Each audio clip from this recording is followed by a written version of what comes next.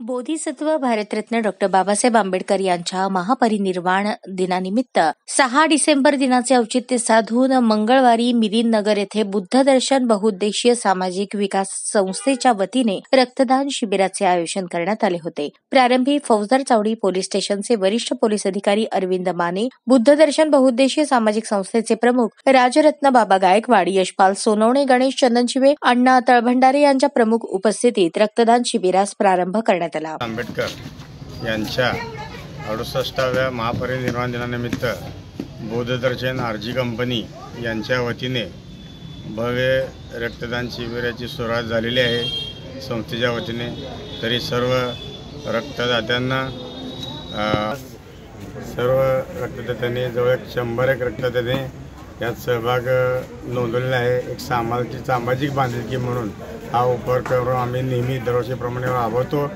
यावेळी असंच हा उपक्रम राबवण्यात येणार आहे आणि आत्ताच थोड्या वेळेला रक्तदात्यांचे येण्याची सुरुवात झालेली आहे रक्तदानाची.